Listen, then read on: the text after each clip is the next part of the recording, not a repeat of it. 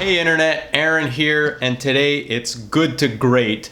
This book is for people who like business, and Jim Collins and his team of researchers have put together a masterpiece that I feel is literally worth its weight in gold. Why? Because him and his team of researchers have studied specifically companies that they deem to have gone from being good to great in extensive detail, generating over 2,000 pages worth of transcripts over 5 years, consolidated those efforts, studied them, drew out the patterns, and got this content here ready to be consumed on a silver platter. It was easy to read, and basically it just tells you exactly what the title of the book is. It finds companies that were just doing kind of on par with the overall market for at least 10 years, that then at some point hit a pivotal moment where they soared, beating the overall market for somewhere between, I think, 7 and 12 times for at least another 10 years. There's a lot of summaries about this book, so I won't talk about what the content is too much. You can check out a link below which summarizes the main ideas fairly well, but I'll talk about it a little bit. So the beginning of the book talks about the kinds of people who run a great company and what their habits are and what they do. And one of the things that it'll specifically say that all of these companies are doing, there's 11 of them that are studied in particular, and it will talk about how they first figure out who and then the what. They lay everybody off who doesn't fit the culture, and then nobody else gets laid off. They move people around so that they're doing the best things they can, and then nothing else needs to change. That becomes a recurring pattern. The next part of the book talks about disciplined thought. Essentially, the idea is that these people and these companies just face the brutal facts of reality and then come up with an idea that they're able to repeat again and again and again, which they call their hedgehog.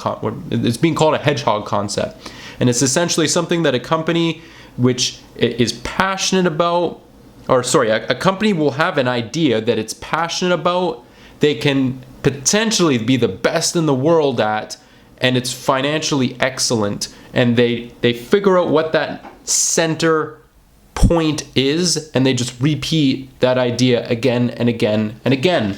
Again, this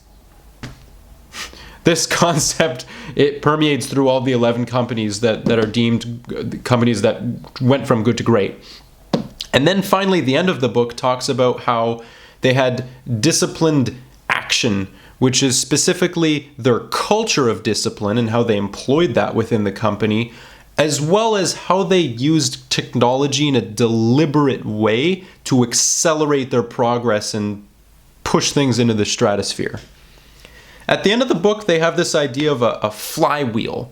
And the flywheel is basically how a company will take all of the ideas in this book and just apply them over and over and over again until at some point, maybe after 3 to 7 or maybe more years, it hits a breakthrough, and that's where that pivotal point in their market cap or their stock market price is reached, and that's when the company starts to soar. I personally love this book so much, I got the monograph as well, which is essentially just a consolidated version of the whole book into an even quicker, smaller, more lightweight version that you can read and re-jog your memory as to the core concepts.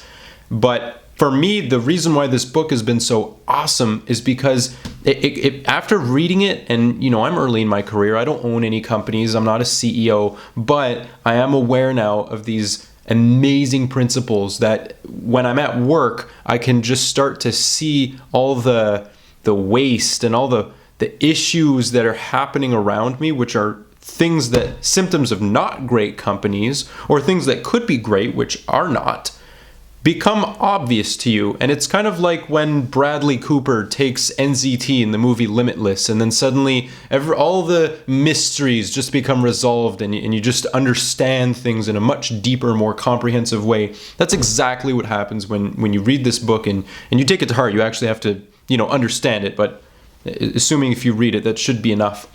And finally, don't take my word for it. It's great reviews online, as well as it's Jeff Bezos's one of his most influential books in his list of, I think it's top 13 best reads that he would vouch for. And yeah, I mean, check it out for yourself. There'll be a link for that as well below, and let me know what you think.